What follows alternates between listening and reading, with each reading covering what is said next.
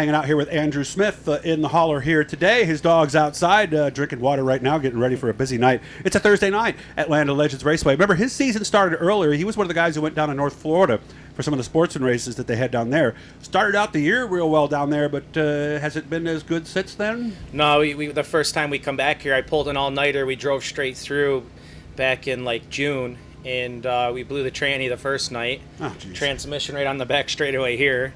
And then the drive shaft the following week, and the drive shaft cost us a lot of money. The yoke went through the battery. No. I mean, it ruined the I've never heard torque of that one plates. before. Oh yeah, I took pictures of it, put it on Facebook because it was just weird. My legs are right there, and everything missed my legs. I was fortunate enough to walk away because that could have been a lot worse for us. And the battery's behind you on the left, correct? Yep, back, just 6 inches behind my left leg, yeah. Mm-hmm. Okay. Yep. And not easy to change, if I remember correctly. No, right? they're kind of a pain in the butt. Yeah. So, what was your reaction when you got out? Well, when I got out, I grabbed the other drive shaft because we have spares of pretty much everything. We got the car jacked up with the air jacks. We're underneath of it. My uncle, he was here. We pulled the belly pan off. We're looking around, and and all of a sudden we had something dripping on us. And I didn't know if it was his sweat or what. And we're looking around. All of a sudden, the battery, the acid from the battery or whatever. And I didn't know the gel batteries were like. I didn't think they could drip like that. But anyways, long story short, the battery was dripping. Not bad, just a little bit. Mm-hmm. And we just called it then because it was just a mess to begin with. And our season's really, all the technology and everything with these cars. Yeah, okay. It actually happened, I believe that was in hot laps. So we just, the very first 2 nights, the first lap of the heat, it was just, we haven't been rolling good at all. And the technology, everything's been different, so we've been trying a bunch of new things, and the plan was to move up. We were going to race modifieds this year, 358s. All my crate stuff's pretty much sold. We went down to 2 cars for a while, and then we brought in this third one for Chaz.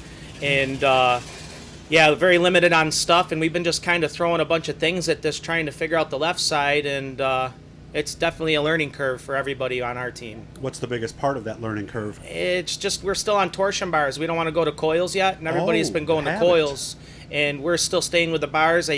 History has always repeated itself, and I really believe there's something there where the bars can still be fast, and we're just going to ride with that for now. It's hard relying on shock guys when I don't have a shock dyno, and I haven't learned the coils yet. Maybe something in the off season that I'm actually going to have to step up with myself and actually and learn that aspect of the racing a little more than what I know. Well, you said you have 3 cars. Are you thinking about maybe like putting one of them on that to try it, or? We were thinking about it, but I think we're going to be hooking up with Outlaw chassis, and we might get a coil car made just special for that to test, maybe just because the money's a little cheaper with that, and they've proven to build a quality chassis, and they run very well. Mm-hmm. So is that Canadian company? The Canadian company, yeah. They worked with Bicknell's for years, and then they kind of went on their own. So they actually welded my 16 Bicknell before they kind of parted ways too. So I mean, it's probably the same guys building the cars I already have. So what's the plan for the rest of the year as far as trying to figure out how to get this thing to go better? We're just racing and having fun. We hooked up with Chaz, and we're just making a whole fun year out of it and trying to build some momentum for next year, just mentally and technology-wise, just things that we don't know we're trying to learn, because when we move up, I mean, we're going to be racing with the best of the best in every category, and we just want to have as much on our plate that we can have for them guys. So is this your last year in Sportsman, you believe? Yes, this is, I'm getting tired of the Sportsmans. I don't know, there's just lots of crazy stuff going on with the Sportsmans, and it's getting to the point where it's just as expensive as owning a 358. And you could travel around and race some money shows, and you got more opportunities to win some bigger shows and stuff. And put your name, staple your name next to maybe Matt Shepard or Stuart Friesen. I mean, that stuff's cool. So see where it takes off for us. So it'd be nice to be sandwiched in between them in a finish order. Oh, big time, yeah, for sure. And I believe there's a lot of Sportsman guys that can. It's just the funding thing that hasn't been there for Sportsman guys. It's easy to buy a $4,000 motor, but when you're all said and done with the pulleys and all the stuff that these things have to offer now, you're over $10,000 in these cars. So just in the motor alone now. So that's reality. Yeah. Now, what do you do for a living, and have you been affected by everything? Yeah, we were affected early on for a while. We owned our own collision shop and stuff, and we couldn't open for at least 2 months there. And that long? Yeah, it was quite a while. And my dad stayed in Florida. He stayed in Florida for 8 months. He just come home last week. So it affected us quite a bit. I mean, we didn't start racing until mid-June. Is that why? Yeah, part of the reason, financially, money. And then Tolson came on board and helped me. Bought all the new parts to fix the car, updated the drive shaft and some newer parts, and bought some tires.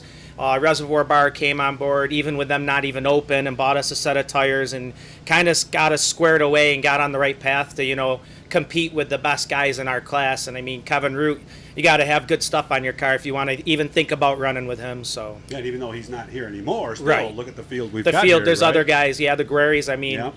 I mean, the one right now, he's pretty hot. Matt. So, yeah, Matt's really good right now. Okay, so what are we hoping happens tonight? Just stay in the top 5 all year and just learn Okay. things. I really don't even care to win, really. I just want to, Well. winning would be nice. Okay. It puts a little money in your pocket to put, towards the parts. But I feel like I've done enough in this class. I don't think, I don't know. I've lost the energy to race in the Sportsman's. It's just, I don't know. I've gotten a sick stomach over a lot of different things that have happened to me in the last 6 months with Sportsman racing, and just I'm ready to move up. When you go to Super Dirt Week, and there's 120 cars, and they put you all in the infield for 6 hours or 4 hours, and they make you practice and go right back out for hot laps or time trials, and we're sitting here trying to innovate our car, and we went out with a free car. It was already dry, slick, and we weren't fast, and it was just a big mess for us. And practice, we want to be on the track and then come off and go to our pit and change things around. We had a filler deck, and we just run some wild stuff to try to learn something to be fast. And they kept us in the infield, and not everybody has 4-wheelers and spare trailers and stuff to bring all their parts into the infield to follow you around. And it's just, I don't know. The Sportsmans don't get treated right sometimes in the aspect, and I think the amount of money that these cars have now, I think they should be treated a little better. Wish you all the best. Maybe I'll see you down trackside. Because let's be honest, you said a win's not really important, but boy, I'm sure it would put a spring in everybody's step. To be able to do It definitely that. would. Even my own, it'd probably change my attitude a little bit. But we just want to learn things. I want to come off tonight and be happy and know I improved and got faster for next year. All right, guys, we need your help now. I'm going to point right down about there. You're going to see a blue E. Click on that right there. That's going to tell you how you can subscribe. And then it does not cost you money. It just lets you know when we're doing something new. And, of course, like these videos as well.